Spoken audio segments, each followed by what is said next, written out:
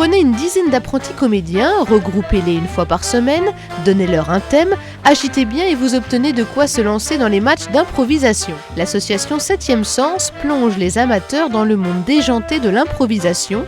Plombier, étudiant ou pompier, toutes les professions sont admises.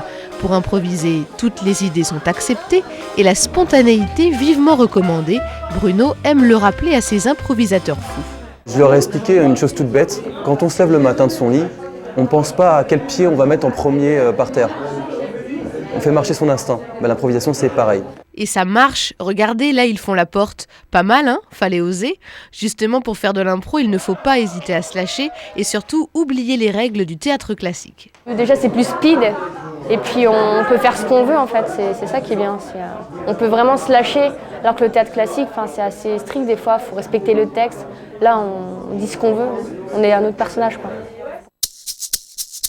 Il y a vraiment une liberté de jeu, quoi, et on peut faire ce qu'on veut, du dramatique, du gai. En fait, le fait de rester, je ne vais pas dire statique, mais le fait de jouer, de réciter, c'est pas ce qui m'intéressait, puis c'est pas mon avantage parce que j'ai pas beaucoup de mémoire. Mais il y a quand même quelques règles à respecter et la plus importante, c'est que l'impro, ce n'est pas un jeu de solitaire. Au contraire, ça se joue collectif, solidaire. C'est le maître mot de la discipline.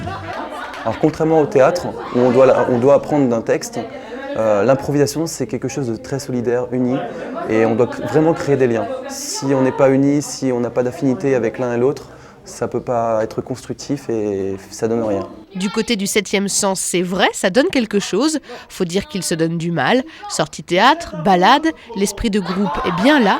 Mais leur ciment premier, c'est le rendez-vous du jeudi soir. Et celui-là, ils y tiennent. C'est le rendez-vous que j'attends toute la semaine avec impatience, le jeudi soir, d'aller au théâtre, de retrouver les gens, d'être un peu... faire la fofolle.